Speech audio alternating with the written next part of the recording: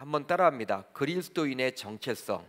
그리스도인의 정체성. 이러한 제목으로 은혜를 나누겠습니다. 과거에 어떤 사람이 고대 그리스 철학자인 탈레스에게 다음과 같이 물었다고 합니다. 이 탈레스라는 철학자가 있는데요, 이 고대 철학자에게 이렇게 물었다 그래요. 선생님, 사람에게 있어서 가장 어려운 일은 무엇이겠습니까? 사람에게 있어서 가장 어려운 일은 무엇입니까? 라고 물었다라는 거예요. 이 질문을 곰곰이 듣고 잠시 생각을 하던 탈레스는요, 다음과 같이 대답을 했다고 합니다. 자기 자신을 아는 것이 어려운 일이다. 여러분, 자기 자신을 아는 일이 어려운 일이다. 대철학자인 탈레스가 이런 답을 했다고 합니다. 즉, 사람은 자기 자신을 잘 모른다라고 이 철학자가 대답을 한 것이죠. 마찬가지로 소크라테스도 이런 말을 했어요. 당시 아테네 시민들에게 너 자신을 알라. 많이 들어보셨죠? 학교 다닐 때 이 도덕 윤리 시간에 많이 들어보셨을 거예요. 너 자신을 알라. 이런 말을 했다라는 거예요. 그만큼 실제 많은 사람들이 자기 자신을 잘 안다라고 생각을 하지만 자신을 아는 것은 생각만큼 쉽지가 않습니다. 여러분들은 여러분들의 자신에 대해서 잘 알고 계십니까? 저도 한번 생각을 해보니까 안다라고 여러분 이렇게 이야기를 하지만 내가 나를 알지 이렇게 이야기를 하지만 그렇다고 해서 무슨 대답을 해야 될지는 잘 모르겠더라고요. 아마 여러분들도 마찬가지일 거예요. 즉, 나는 과연 누구인가? 라는 질문에 선뜻 대답하기가 쉽지 않다라는 것이죠. 어떤 대답을 해야 될까? 따라서 자신의 정체성을 제대로 알기 위해서 우리들은 하나님의 말씀, 즉 성경에서 답을 찾아야만 합니다. 더욱이 저와 여러분들은 그리스도인이에요. 또 하나님을 믿습니다.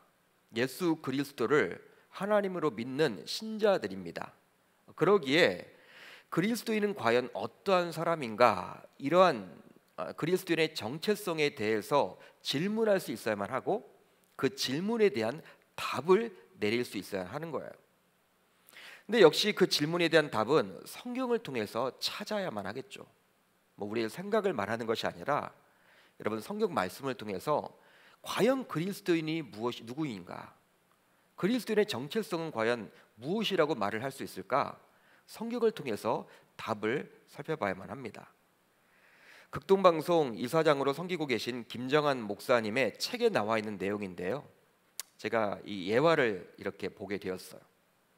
잠시 소개를 해드리려고 하는데요, 세계적인 성공 동기 부여가인 미국의 지글러 박사라는 분이 있다고 합니다. 미국의 지글러 박사, 이분은요 세계적인 성공 동기 부여가예요. 어떻게 하면 사람들을 성공시킬 수 있을까? 이 동기를 불어넣는 사람입니다. 많은 강연을 하죠. 근데 이 박사가 한 번은 뉴욕의 지하도로 들어가는데 한 거지가 연필을 팔고 있었다 그래요. 연필을 팔고 있었다고 합니다. 거지가. 다른 사람들처럼 지글러 박사도 $1를 주고 연필을 받지 않고 지하도로 내려갔다고 합니다. 그러다가 다시금 지글러 박사는요 이 거지에게 돌아왔어요.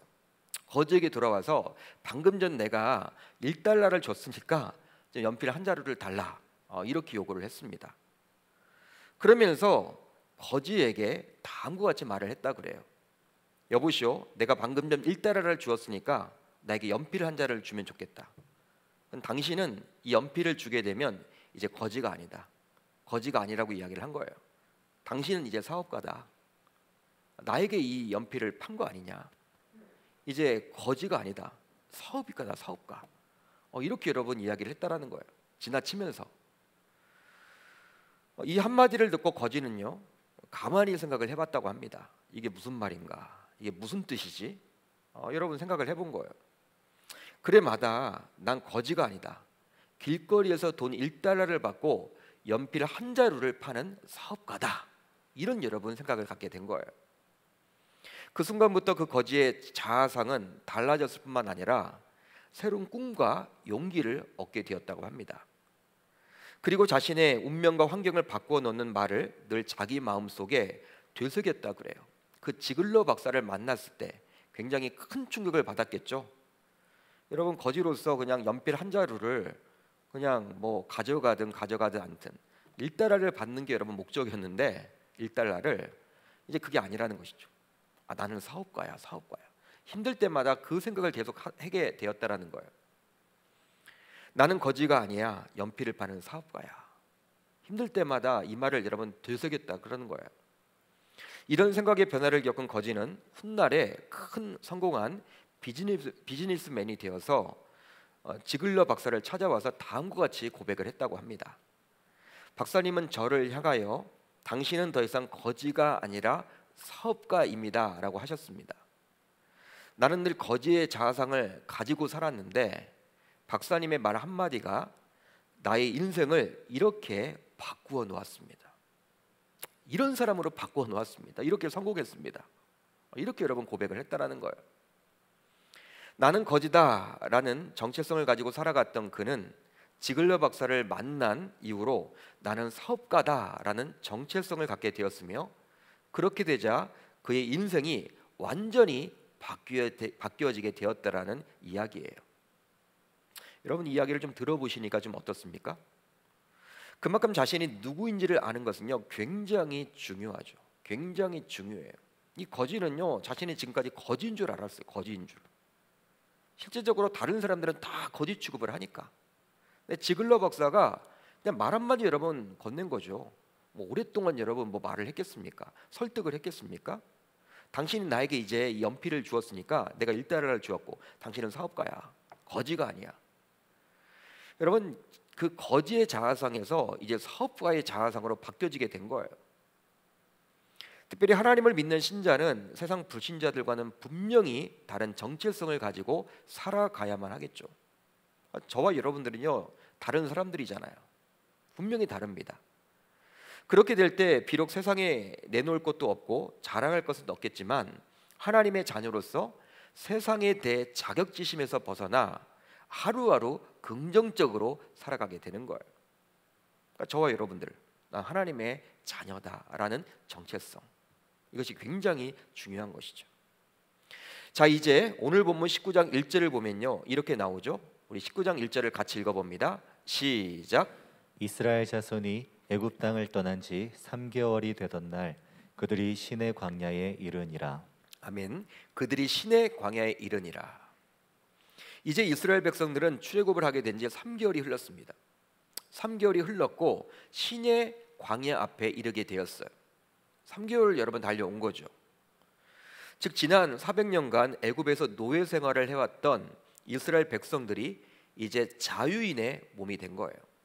자유의 몸을 가지게 된 거예요. 노예 생활에서 풀려나서. 이스라엘 백성들의 경우 애굽에서의 신분은 노예였기에 아무리 하나님을 온전히 섬기려고 해도 한계가 분명히 있었을 것입니다. 여러분, 노예로서 뭐 신앙생활을 갖는다라는 것 결코 쉽지 않겠죠. 결코 쉬운 일이 아니겠죠. 그렇기 때문에 하나님을 섬기고 믿는다고 하더라도 한계가 분명히 있었을 거예요. 그러나 이제 하나님께서 친히 간섭하심으로 불가능을 가능케 해주심으로 출애굽을 하게 되었습니다. 하나님의 전적인 은혜로 출애굽을 하게 되었던 것이죠. 그리고 3개월이 흘러서 이제 어느 정도 자유인으로서의 모습을 갖추게 되었어요. 자유인이 된 거예요. 한번 여러분 곰곰이 떠올려 보세요. 생각을 해보세요. 출애굽을 한 이후에도 분명히 일정 기간 동안은 이스라엘 백성들의 경우 노예 근성에 사로잡혀 있었기 때문에 어느 정도 기간 동안은요 새벽마다 여러분 일찍 눈이 떠지겠죠. 계속 여러분 노예로 살았으니까 이제 하루빨리 여러분 노동을 해야 되니까, 노예로서 여러분 활동을 해야 되니까 새벽마다 출애굽을 한 이후에도 이미 여러분 자유인이 되었는데도 불구하고 새벽마다 여러분 일찍 눈이 떠졌을 거예요. 또 어쩌면 목소리 큰 누군가에 의해서 위축되기도 할 겁니다. 자신이 여러분 노예라고 아직도 생각을 하는 것이죠. 심지어는 그들의 눈치를 보기도 했을 거예요. 또 여러 가지 악몽을 꾸기도 했겠죠. 악몽을 꾸기도 했을 거예요. 왜냐하면 400년 동안이나 노예 생활을 해왔는데 여러분 갑자기 일어난 그 출애굽 사건이 되었다고 해서 그런 노예 근성이 쉽게 여러분 사라지지는 않잖아요. 그러다 보니까 뭐 새벽마다 일찍 일어나기도 하고, 누군가 여러분 큰 소리를 치면요, 여러분 위축되기도 하고, 항상 여러분 이렇게 약자였잖아요. 을이었잖아요. 갑이 아니라. 그런 생활에 여러분 반복된 것들이 있다 보니까 사람들의 목소리만 커도 자신도 모르게 그냥 위축되고, 또 악몽도 꾸고, 그런 생활이 여러분 계속 지속됐을 거예요. 어느 여러분 정도는 계속 지속됐을 거예요. 출애굽한 이후에도.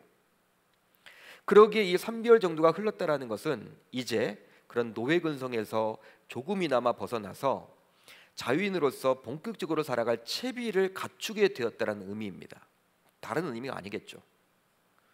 이제 이스라엘 백성들은 시내산 앞 광야에 진을 쳤고, 모세는 시내산에 올라서 하나님과 대화를 하게 되었는데요. 3절을 보시면 그 내용이 나와요. 우리 한번 같이 읽어봅니다. 3절 시작.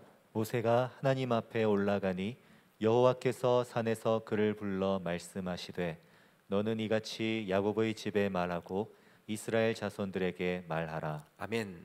너는 이같이 야곱의 집에 말하고 이스라엘 자손들에게 말하라. 하나님께서는 지금 현재 모세를 통해서 이스라엘 백성들에게 말씀을 합니다. 직접 이스라엘 백성들에게 말씀하지 않고 모세를 통해서 전달을 하고 있어요. 어떤 이야기를 했냐면, 하나님께서 모세로 하여금 이스라엘 백성들을 어떻게 구원시켜 주셨는지, 즉 그 크신 은혜를 알게 해 주셨다라는 거예요. 또 하나님의 백성으로서 이스라엘의 참된 정체성을 가르쳐 주셨습니다. 두 가지를 가르쳐 줬습니다. 크게. 오늘 말씀을 쭉 읽어보시면요, 하나님께서는 모세를 통해서 이스라엘 백성들에게 알려주고자 했던 것이 바로 두 가지가 있다는 거예요. 바로 하나님께서 어떻게 구원시켜 주셨는지, 하나님께서 어떻게 은혜를 베풀어 주셨는지에 대해서 먼저 말씀해 주시고, 다음으로는 하나님의 자녀로서 어떻게 살아가야 하는지, 그 정체성에 대해서 말씀을 해주고 있습니다. 즉 하나님께서는 이제 모세를 불러서 이런 중요한 말씀을 해주시며 이스라엘 백성들에게 잘 전달하도록 요구하고 있죠. 왜냐하면 선민 이스라엘이라는 정체성을 확립해 놓지 않으면 이 악한 세상에서 세상의 가치관을 가지고 살아가는 사람들과 공존하고, 심지어는 그들을 리드하며 살아갈 수가 없기 때문입니다. 여러분, 우리가 분리돼서 살아갈 수 있는 게 아니잖아요. 우리가 여러분 삶을 살아가는 것은요, 이 예수 믿는 사람들만 있는 게 아니라 어느 직장을 가든지 예수 안 믿는 사람들도 같이 있어요. 또 가정 생활을 하더라도 여러분 가정 안에도 불신자들이 있단 말이에요. 학교도 마찬가지고, 우리 동창 모임을 가도, 뭐 산악회를 가더라도 여러분 예수 믿는 사람들끼리만 모여 있는 것이 아니라 세상은요, 불신자들과 여러분 함께 할 수밖에 없어요. 그렇기 때문에 어떻게 그들과 공존하며 살아가고 어떻게 그들을 리드할 수 있는가? 여러분, 우리가 정체성이 없다면요, 정말 예수님을 믿는 그리스도인의 정체성을 가지고 있지 않으면, 하나님의 자녀라는 정체성을 정확하게 알지 못한다면 그들과 함께 할 수도 없고, 심지어는 그들을 리드할 수도 없기 때문에 하나님의 지금 이제 이 말씀을 해줌으로 인해서 이스라엘 백성들이 이 광야 생활, 그 어둡고 힘든 그 광야 생활 속에서 승리하도록 지금 요구하고 있는 것이죠. 실제로 여러분 이스라엘 백성들은 출애굽 이후에 광야 생활을 오랫동안 하지 않았습니까? 여러분, 광야 생활은 말 그대로 생존 자체가 힘든 환경이라고 여길 수가 있어요. 생존 자체가 힘들죠. 그러다 보니 마실 물도 없고 먹을 양식도 구하기가 힘들고, 독사와 전갈과 같은 무서운 적들도 굉장히 많습니다. 살아남는 것이 여러분 능력이잖아요. 쉽지 않아요, 여러분. 즉 신앙생활을 온전히 할 수 없게 만드는 적들이 사방에 굉장히 많다라는 것이죠. 그렇습니다. 현재 우리 신자들이 살아가는 이 세상도 마찬가지예요. 광야 생활과 여러분 마찬가지라고 여길 수가 있습니다. 그러다 보니 하나님의 자녀로서 살아가기가 결코 쉽지가 않죠. 예를 들면 먹고 살아가는 문제와 신앙생활과의 갈등이 여러분 굉장히 많죠. 야, 이 직장 다니면 주일 성수가 안 되는데 나는 과연 어떻게 해야 되는 것인가?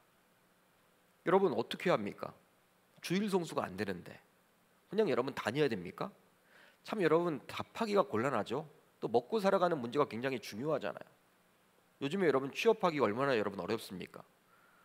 그런데 여러분 이 주일 성수가 안 된다고 쉽게 여러분 그만둘 수도 없고, 또 신자로서 여러분 이걸 뭐 용납하기도 힘들고 평생 그렇게 갈 수 없는 것이고 일시적인 문제가 아니기 때문에 여러분 어떻게 해야 되는 것인가?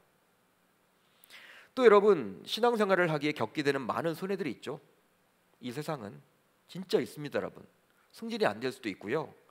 또 우리 여러분 기독교인들은요, 뭐 이런 세상 사람들과 여러분 술 문화 이런데 여러분 잘 어울리지 못하잖아요. 여러분 그 세상 사람들과 끼리끼리 잘 어울리지 못해요. 여러분 그들끼리 여러분 승진 다 여러분 하고 이렇게 형님 아우 하면서 다 여러분 모든 일들을 이렇게 다 처리해 나가는데 항상 우리가 여러분 거기 끼지 못하니까 손해를 볼 수도 있는 거예요. 승진이 여러분 정말 안 되는 분들도 있습니다.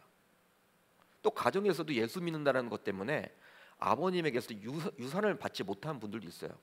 실질적으로 아버님이 굉장히 여러분 제사 드리기를 원했는데 제사를 드리지 않았다는 이유로 아버님의 그 많은 재산을 여러분 형님에게 다 줘야만 하는 정말 손해가 막심하게 여러분 겪는 경우들이 굉장히 많다라는 거예요. 이 세상이 여러분 그래요. 또 여러분 예수 믿기 때문에 겪게 되는 오해들도 굉장히 많죠. 요즘 코로나 상황 속에서 진짜 여러분 뭐 일부 교회 문제지만 이게 여러분 모든 교회 문제처럼 다 돼버려 가지고 예수 믿는다라는 거 뭐 여러분 오해를 막 받잖아요. 오해를 굉장히 우리는 여러분 뭐 잘하고 있는데도 불구하고 의심을 받고 여러분 이 땅에 살아가는 게 굉장히 어렵다라는 것이죠. 지금 하나님을 믿는다고 해서 광야 생활은 겪지 않아도 되는 것이 아니라 결코 되는 것이 아니라 하나님의 자녀로서의 정체성을 제대로 알고 지켜나가야만 하는 거예요. 그러기에 하나님께서는 이스라엘 백성들에게 십계명을 주기 전 정체성을 확립하도록 지금 이야기를 해주고 있는 거예요. 이제 여러분 본격적인 광야 생활을 합니다. 본격적인 광야 생활을 할 거 아니에요. 그 전에 하나님의 자녀로서 어떻게 하면 살아가면 좋을지 그 부분에 대해서 지금 이야기를 해주고 있는 거예요. 왜? 이 세상에 여러분 삶은요 만만치 않기 때문에 광야 생활은요 만만치 않기 때문에 하나님의 자녀로서 어떻게 살아가는지 정확하게 알지 못하면 항상 이 세상에서 질 수밖에 없고 낙오할 수밖에 없고 힘들고 좌절할 수밖에 없기 때문에 심전의 신앙을 떠날 수밖에 없기 때문에 이 하나님의 정체성을 지금 확립하는 이 작업이 지금 필요하다라고 생각해서 우리 하나님께서는 지금 모세를 통해서 이스라엘 백성들에게 이 출애굽기 19장을 통해서 이야기를 해주고 있어요. 여러분 실제 출애굽기 20장을 보게 되면요 그 유명한 십계명 사건입니다. 십계명이 나오죠. 그러니까 십계명 여러분 그 말씀 전에 이제 하나님의 자녀로서 어떻게 살아가야 할지에 대해서 지금 말해주고 있는 거예요. 그만큼 중요하다라는 거예요. 이 말이 오늘 말씀이 여러분 굉장히 중요하다라는 거예요. 그렇다면 왜 하나님께서는 이스라엘 백성들이 정체성을 갖기 전에 이스라엘 백성들이 받았던 그 은혜 즉 출애굽 사건을 기억하라고 하셨습니까? 여러분 그 이유가 무엇이에요? 바로 그 받은 은혜를 오랫동안 기억할 때만이 하나님께서 어떻게 자신들을 앞으로도 지켜주시고 보호해 주실지 확신하며 하나님의 자녀로서의 정체성을 상황에 따라 환경에 따라 흔들리지 않고 끝까지 지켜나갈 수 있기 때문이에요. 여러분 이것 때문에 여러분 정체성 이야기를 갖기 전에 어떻게 하나님이 이스라엘 백성들을 구원시켜 주셨는지 은혜를 베풀어 주셨는지 그 부분에 대해서 설명해 주고 있는 거예요. 너희들 이것을 기억하라는 거예요. 그걸 기억해야지만 여러분 상황에 따라 하나님의 백성들의 그 정체성이 흔들리지 않았다라는 것이죠. 여러분 그 순서가 있다라는 거예요. 갑자기 하나님께서 이 정체성 이야기를 하지 않고 어떻게 내가 너희들을 구원시켜 주셨는지 어떻게 은혜를 베풀어 주었는지에 대해서 이야기를 합니다. 그래서일까요? 하나님께서는 오늘 보면 4절을 통해서 그동안 베풀어 주셨던 그 은혜에 대해서 말씀해 주십니다. 우리 여러분 4절을 같이 읽어봅니다. 시작. 내가 애굽 사람에게 어떻게 행하였음과 내가 어떻게 독수리 날개로 너희를 업어 내게로 인도하였음을 너희가 보았느니라. 아멘. 자 여러분 이 본문을 보시면요 독수리 날개로 업어서 인도하였다 이런 말이 나와 있죠. 이 말이 여러분 어떤 의미예요? 왜 갑자기 여러분 이런 말이 나옵니까? 독수리 날개로 업어서 인도하였다. 바로 독수리가 새끼를 둥지에서 떨어뜨려 날 수 있도록 연습을 시킨다고 합니다. 이 독수리라는 여러분 조류는요, 여러분 강하게 키우려고요, 이 여러분 높은 둥지에서 이제 어느 정도 여러분 이제 새끼가 이제 날개가 여러분 좀 이렇게 자라면 떨어뜨린대요. 그냥 떨어뜨린대, 그냥 높은 나무에서.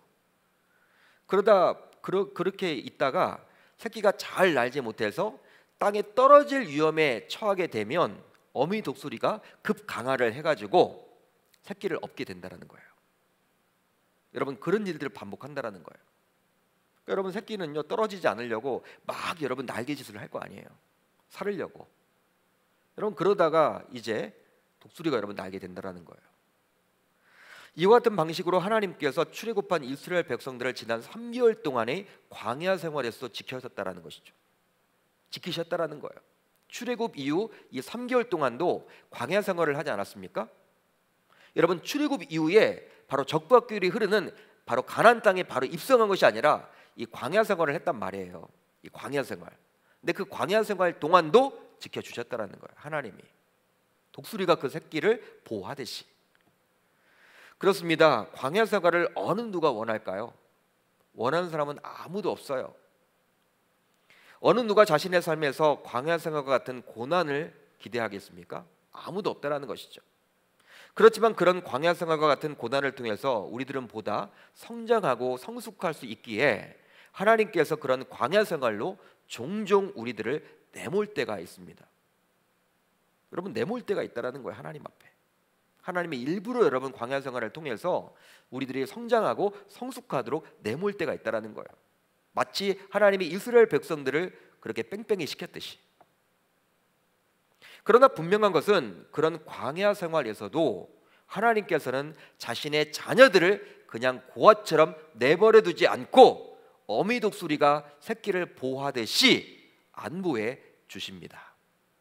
이것이 여러분 중요한 것이죠. 실제로 오랜 기간 동안의 광야 생활, 그 기간 동안 하나님께서는 이스라엘 백성들을 안보해 주셨어요. 정말 여러분 40년 동안의 광야 생활 동안 하나님은요 안보해 주셨죠. 바로 모세가 죽기 전 이스라엘의 총회에서 불렀던 노래를 보면 알 수가 있는데요. 여러분 신명기 32장 11절로 12절을 보면 이렇게 나와 있습니다. 이제 여러분 40년의 광야 생활이 마쳐지고 이제 모세가 가나안 땅을 앞두고 죽게 되면서 불렀던 노래예요. 우리 한번 같이 읽어봅니다. 시작.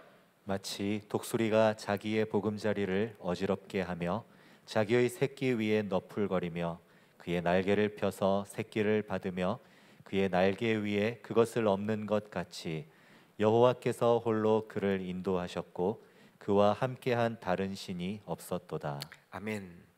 바로 모세는 이스라엘 백성들이 그 오랜 기간의 광야 생활을 이겨내도록 힘을 주신 것은 전적인 하나님의 은혜였다라고 고백을 합니다. 40년의 여러분 광야 생활 동안 이 모세는요 함께 했잖아요. 1세대는 다 죽었어요, 여러분. 1세대는. 그렇죠? 우리가 여러분 출애굽기 신명기 민수기를 읽어보면요 다 나오잖아, 그 내용이. 40년의 여러분 광야 생활 동안에 모세와 함께 했던 1세대는 다 죽었다고요. 모세가 남은 거예요. 자신이 지금까지 여러분 이렇게 광야 생활을 거쳐온 그 기간을 살펴보니까 여러분 그 40년이 굉장하잖아요. 근데 그 기간 동안 누구의 은혜였다? 하나님의 은혜였음을 지금 고백하고 있는 거예요. 즉 다른 누군가의 도움은 전혀 없었다라는 것이죠. 이렇게 하나님의 은혜를 기억하도록 요구한 이후에 이제 하나님께서는 5절로 6절을 통해서 다음과 같이 하나님의 백성들의 정체성에 대해서 말씀을 해주십니다. 이제부터 여러분 정체성이 나오는 거예요. 우리 5절로 6절을 같이 읽어봅니다. 시작. 세계가 다 내게 속하였나니 너희가 내 말을 잘 듣고 내 언약을 지키면 너희는 모든 민족 중에서 내 소유가 되겠고 너희가 내게 대하여 제사장 나라가 되며 거룩한 백성이 되리라. 너는 이 말을 이스라엘 자손에게 전할지니라. 아멘. 여러분 하나님께서는 시내산에서 이스라엘 백성들과 언약 맺기를 원하셨는데요. 언약을 맺기 전에 모세를 통해서 다음과 같이 말씀하셨죠. 너희가 내 말을 잘 듣고 내 언약을 지키면, 너희가 내 말을 잘 듣고 내 언약을 지키면, 이게 여러분 전제 조건이에요. 이게 조건이에요. 이렇게 하기만 하면 너는 이렇게 행복하게 살 거야. 이런 구조입니다. 그렇다면 이 언약을 지킨다라는 말은 무엇일까요? 여러분, 어떤 말입니까? 바로 언약은 언약법, 곧 하나님께서 주실 율법을 이야기합니다. 이제 여러분, 출애굽기 20장부터 율법이 나오잖아요. 바로 그 십계명이 나오죠. 그 십계명, 그걸 잘 지키면 너희는 이렇게 하나님의 자녀로서 정체성을 가지고 살아갈 수 있어, 그 말이에요. 그러므로 언약을 지킨다라는 말은 하나님의 말씀인 율법을 지킨다라는 말씀이며, 따라서 하나님의 백성다운 백성이 될 수 있는 전제 조건은, 즉 하나님의 말씀에 순종하느냐의 여부에 달려 있다라는 거예요. 다른 데 달려 있는 게 아니라는 거예요. 따라서 하나님의 말씀에 순종하게 될 때 이스라엘 백성들은 하나님의 자녀로서의 정체성을 갖게 되는 거예요. 그러게 저와 여러분들도 마찬가지겠죠. 즉 교회를 다닌다고 해서, 여러분 예배에 참여한다고 해서, 이 금요 성령 집회 여러분 지금 말씀을 듣는다고 해서, 어떤 교회 사역에 동참한다고 해서, 또 뭐 헌금을 여러분 낸다고 해서 그리스도의 정체성이 확립되는 것이 아니라, 하나님의 말씀인 성경의 가르침에 순종하느냐의 여부에 따라서 이 그리스도인이다 아니다 평가될 수 있다라는 거예요. 여러분, 교회 다니는 게 이게 그리스도인이고 아니고 그게 기준이 아니라는 거예요. 세상 사람들은 여러분 다 그리스도인 하면요, 주일날 교회 가는 거 그렇게 여기지만, 하나님은 그렇게 보시지 않는다라는 거예요. 말씀에 대한 순종, 그 여부. 그렇습니다. 세상 불신자들은요, 이 성경 66권을 그냥 일반 책이라고 여기죠. 그래서 여러분 보통 성서다라고 이야기를 합니다. 사람들이. 우리는 성경이라고 이야기를 하는데, 성서, 책서자를 여러분 붙여서 성서다, 그냥 책이라는 거예요. 우린 경전이라고 이야기해서 성경이다, 진리의 말씀이다, 그렇게 여기죠. 그러니까 저와 여러분들은 여러분 이 성경 66권이 하나님의 말씀으로 여기잖아요. 세상 불신자들은요, 말씀이 여러분 하나님의 말씀으로 여기지 않아요. 그냥 이스라엘의 여러분들 하나의 역사다, 단편적인 역사다, 그리고 예수님에 관련된 스토리다, 그 정도예요 여러분, 세상 사람들의 가치관은. 그러기에 그리스도인다운 그리스도인으로서 이 세상에서 살아가려면, 즉 그리스도인의 정체성을 가지고 이 세상을 살아가기 위해서는 곧 지침이 필요한데, 바로 저와 여러분들에게는 무엇이 주어졌다? 바로 성경이 주어졌음을 알 수가 있는 것이죠. 따라서 아직까지도 이 성경 66권의 말씀의 가르침을 우습게 여기며 순종하지 않고 그냥 내 생각, 내 마음, 내 감정에 동의가 될 때만 순종하려고 한다면 그분은 참다운 그리스도인이다라고 말할 수 없다라는 거예요. 우리가 여러분 성경 66권을 보면요, 막 찔리면 받는 말씀도 있죠. 야, 이런 말씀이 왜 써 있을까? 이 말씀만 정말 빼면 좋겠다. 여러분 성경을 읽다 보면요, 부담되는 말씀이 있죠, 여러분. 특별히 여러분 헌금 부분, 남을 정죄하지 말아라, 남을 미워하지 말아라. 여러분 이런 부분은요, 참 여러분 지키기가 쉽지 않아요. 나에게 여러분 잘하는 사람은요, 나도 잘해주고 싶죠. 나에게 여러분 막 공격을 해오는 사람을, 여러분 나에게 원수를 갚는 사람 어떻게 여러분 내가 사랑할 수 있습니까? 안 되잖아요 여러분. 굉장히 이런 말씀을 빼버리고 싶잖아요. 내가 보기에도 부담이 된단 말이에요. 뭐 헌금 부분도 마찬가지고. 근데 그런 것들은 여러분 부담이 되면 그냥 내 생각과 내 감정과 내가 보기에 야, 이 말씀 순종하지 않아도 돼, 이렇게 여러분 취급하는 분들이 있는데, 자신에게 여러분 은혜가 되는 말씀만 읽는 분들도 있어요. 솔직히 그래서 성경 66권을 여러분 골고루 이렇게 잡수셔야 되는데, 어떤 분들은 신약만을 취하고 또 어떤 분들은 구약만을 취하고, 구약 가운데서도 창세기만을 읽고 이렇게 편식하는 분들이 있는데, 여러분 그래서는 곤란하다는 것이죠. 성경 66권 모두 다 여러분 정경이고 하나님의 말씀이기 때문에 내 생각과 내 감정과 내가 보기에 여러분 읽기 좋고 은혜가 되는 그런 말씀만 취한다면, 여러분 그런 말씀에만 여러분 순종하려고 한다면 참다운 그리스도인이다라고 말할 수 없다라는 거예요. 저는 이 말씀을 준비하면서 참 찔림이 있었습니다. 참 찔림이 있었어요. 나는 매주일마다 강단에서 하나님의 말씀을 대언하고 있는데, 그렇다면 과연 나는 말씀 전부에 대해서 순종하고 있는가? 성경 66권 말씀에 대해서 순종하고 있는가? 여러분, 나에게 이런 질문을 던져보니까 나도 네라고 여러분 대답을 못하는 거 있죠. 목회자임에도 불구하고 나도 혹시 순종하고픈 말씀에만 순종하고 있지 않나? 진짜 여러분 그러고 있더라고요. 저 자신도. 그렇다면 여러분들은 어떻습니까? 여러분들은 어떠합니까? 이렇듯 하나님의 말씀에 순종하게 될 때 그리스도인다운 그리스도인이 되는 거예요. 100% 여러분 순종할 때. 그러니까 여러분, 창세기부터 요한계시록에 나와 있는 모든 말씀에 순종하려고 몸부림치는 사람만이, 내가 여러분 내 생각과 여러분 달라도 이게 하나님의 말씀이기 때문에 우선 엎드려 순종할 수 있는 사람만이 그리스도인다운 그리스도인, 그리스도인의 정체성을 가진 사람임을 알 수가 있는 거예요. 그렇다면 하나님께서는 자신의 말씀에 순종하는 자들을 이제 어떻게 여기실까요? 여러분, 이 부분이 중요하겠죠. 이제 어떻게 여기십니까? 우선 자신의 소유로 여기십니다. 자신의 소유로 여기세요. 여러분, 오늘 보면 5절 하반절을 같이 읽습니다. 시작. 너희는 모든 민족 중에서 내 소유가 되겠고. 내 소유가 되겠고. 여기서 내 소유란 무엇이냐? 주인이 아끼고 귀중히 여기는 귀중품이나 보물이란 뜻입니다. 보물이란 뜻이야, 보물. 영어 성경 NIV 버전을 보아도 My treasured possession이라고 나와 있습니다. 나의 소중한, 나의 보물과도 같은 귀중품, 이런 뜻이에요. 내 소유가. 이렇게 여러분 번역이 되어 있어요. 따라서 하나님의 소유가 된다는 것은 세상의 모든 민족이 하나님의 귀한 소유이지만 그 중에서도 이스라엘은 하나님께서 특별히 선택하시고 사랑한 민족이란 뜻이에요. 구약 시대에는. 그렇다면 신약 시대는 지금은 어떻게 여러분 봐야만 합니까? 이 뜻을 어떻게 해석해야 됩니까? 바로 하나님께서는 모든 사람들을 사랑하시되, 그래서 아끼시지만 특별히 하나님의 자녀들인 주의 백성들을 더 사랑하시고 특별하게 생각하신다라는 거예요. 여러분, 하나님께서는 모든 사람들을 사랑하시죠. 그렇지만 그 사람들도 사랑하지만 저와 여러분들은 특별하게 더 생각하신다라는 거예요. 종종 우리들은 언론의 보도를 통해서 유명 인사가 사용하던 물품이 굉장히 고가에 팔리는 뉴스를 접하곤 합니다. 아마 여러분들 들어보셨을 거예요. 그 가운데 지금도 제가 기억이 나는 뉴스가 있는데요. 생전에 여러 스캔들을 일으켰던 영국의 왕세자비였던 다이애나 여러분 비를 생각하실 거예요. 어떻게 생겼다, 이분 다 떠올리실 거예요. 근데 그녀가 입었던 드레스가 죽기 전에 크리스티 경매에 나온 적이 있는데요.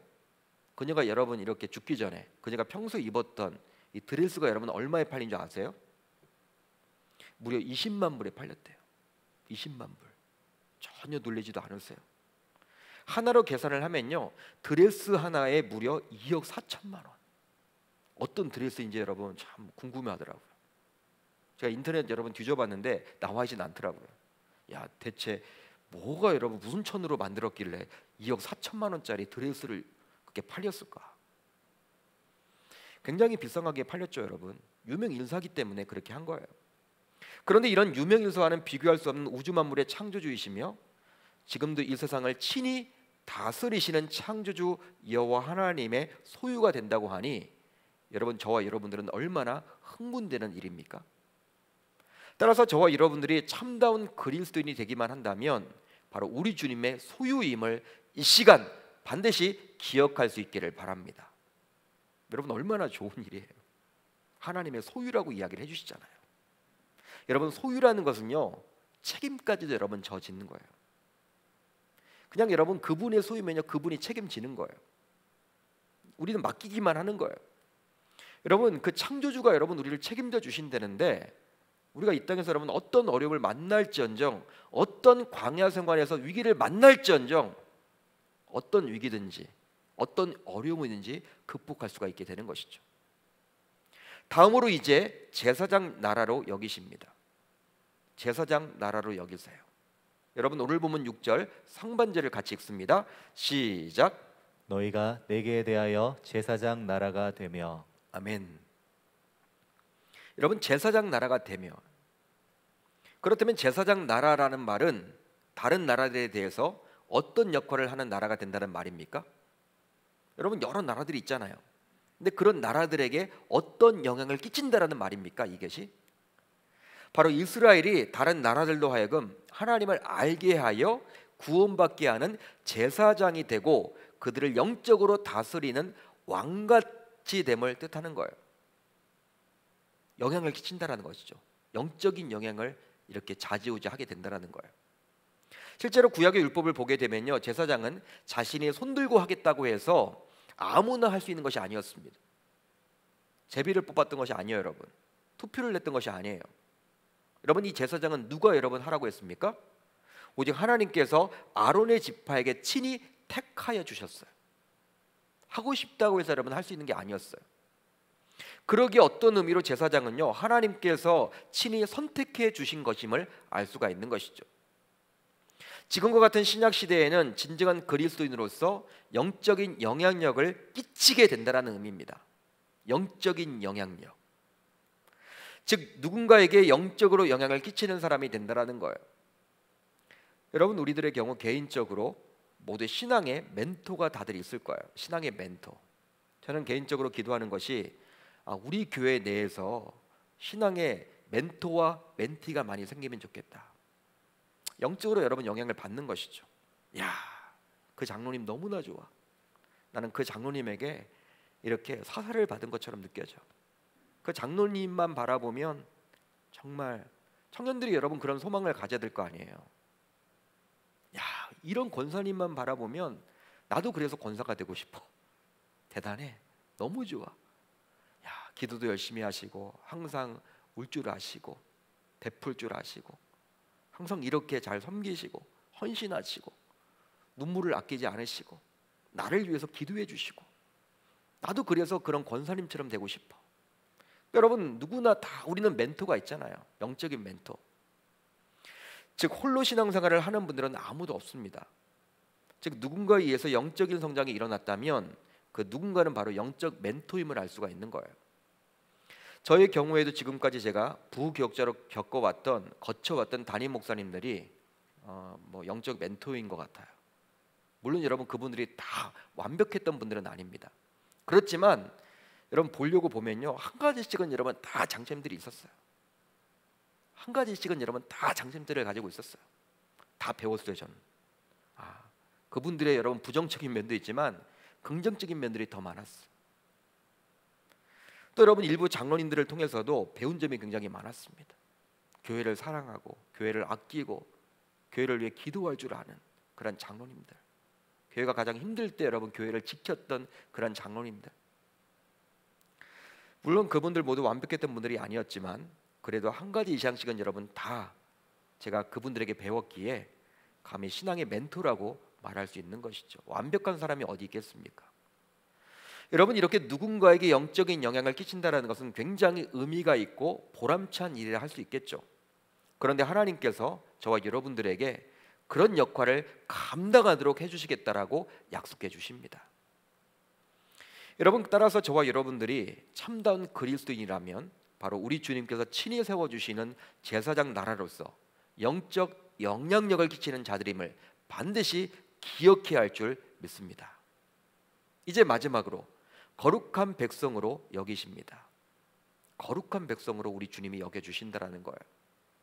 여러분, 오늘 보면 6절 중반절을 같이 읽습니다. 시작. 거룩한 백성이 되리라. 아멘. 여러분, 그렇다면 거룩한 백성은 어떠한 백성을 가리키는 것일까요? 여러분, 어떠한 백성을 가리키는 것입니까?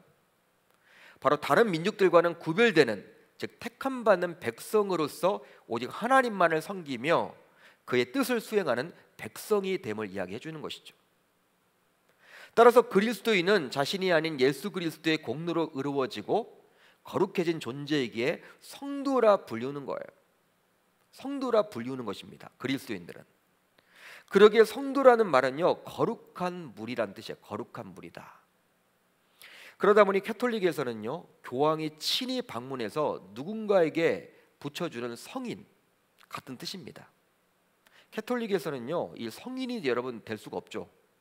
성인은 여러분 함부로 이렇게 뭐 임명하지 못하잖아요. 오직 여러분이 이 교황이 와서 그 나라를 방문했을 때 선물로 보통 게 주잖아요. 세인트. 여러분 세인트라는 걸 여러분 받게 되면 캐톨릭 여러분 문화에서는요, 당사자의 가정은 굉장히 영광스럽고 복된 일이에요. 이게 성도가 되는 것은요. 즉 아무에게나 붙여주지 않죠. 반면에 한국 교회에서는 이 성도를 가리켜서 아무 직분이 없는 평신도로 여기다 보니까 누군가에게 성도님이라고 부르면요 굉장히 불쾌해하는 분들도 있어요. 저도 여러분 경험을 해봤어요. 잘 몰라서 어떤 교회 여러분 이렇게 방문을 했는데 그냥 성도님 했더니 여러분 굉장히 싫어하더라고요. 그 다음부터 무조건 저는 권사님이라고 해요. 여자들에게는. 그때 여러분 하도 당해가지고 저 성도 아니에요. 모르면 여러분 성도라고 할 수도 있는데 그렇게 무안을 주더라고. 그러나 분명한 것은 목사인 저도 하나님 앞에서는 성도라는 거예요. 담임 목사지만 여러분 저도 성도예요. 그러기 우리들 모두 거룩한 무리로서 살아가야만 하는 것이죠. 따라서 저와 여러분들이 참다운 그리스도인이라면 바로 우리 주님께서 친히 세워주신 거룩한 백성이기에 이 세상에서 구별된 자로서 살아가야 할 줄 믿습니다. 이제 말씀을 마무리하겠습니다. 그리스도인다운 그리스도인은 바로 진정한 그리스도인으로서 하나님의 말씀에 순종하는 자들이에요. 지금 말씀이 삶과 신앙의 철저한 가이드라인이고 룰이 되어야만 하겠죠. 그러니까 여러분 그리스도인, 우리가 진짜다, 그리스도인이다. 여러분 우리의 룰은요, 바로 우리의 가이드라인은요, 이 말씀이 되어야만 하는 거예요. 그렇게 될 때 진정한 그리스도인이 되는 것이죠. 하나님께서는 이런 그리스도인을 바로 자신의 소유라고 이야기하시므로 소유물이 된 우리들은 보물 같은 존재로서 그분의 은총을 입은 자가 되는 것입니다. 따라서 그분의 은총을 입은 자로서 제사장 나라의 역할을 감당코자 항상 복음을 전하는데 저와 여러분들은 최선을 다해야만 하는 거예요. 즉 돈을 버는 목적도, 공부를 하는 목적도, 학교를 다니는 목적도, 높은 위치에 오르는 목적도, 우리가 여러분 건강하려는 목적도 모두 전도하고 선교하기 위한 목적이 되어야 하는 것이죠. 왜? 제사장 나라가 되어야 하기 때문에. 그것이 바로 하나님께서 제사장 나라를 세우신 이유입니다. 이렇게 제사장 나라로서 복음을 전하기 위해서는 우리의 삶이 구별된 거룩한 백성이 되어야만 하겠죠. 세상 사람들과 동일하다면 세상 사람들이 우리에게 관심을 기울이겠습니까? 여러분 관심을 기울일까요? 진짜 여러분 전도는요, 우리 여러분 삶으로 하는 거잖아요. 여러분 우리 얼굴이 여러분 전도지가 되어야 하는 것이죠. 뭐 전도지를 나눠주면서 전도하는 게 진짜 전도가 아니라 진짜 전도는 우리의 삶이 여러분 전도가 되어야 되는 거예요. 전도가. 그러려면 여러분 구별이 되겠죠. 구별이. 지금 세상 사람들이 이 코로나 상황 속에서 너희 기독교인들아 왜 우리와 구별되지 않냐? 왜 똑같냐? 넌 왜 똑같이 생활을 하느냐? 여러분 그렇게 지금 이야기하고 있는 거잖아요. 우리가 여러분 구별되기를 지금 기대하는데 그게 안 되니까 지금 이렇게 화가 나서 여러분 세상 사람들이 이 교회에게 여러분 뭐라고 하는 거잖아요. 그러게 여러분 뭔가는 분명히 달라야 돼요. 그러니 바로 그들과 구별된 자로서 거룩한 백성이 되어야만 하는 것이죠. 이것이 바로 이 땅에서 살아갈 그리스도인의 정체성입니다. 이런 그리스도인의 정체성을 정확하게 알고 확립해 나갈 때 코로나 상황 같은 이런 위기 속에서도 우리들 모두 넉넉하게 이겨내리라 믿습니다. 이 밤 저와 여러분들 모두 그렇게 살아가겠노라고 다짐하고 결단하며 순종할 수 있기를 우리 주님의 이름으로 축원합니다.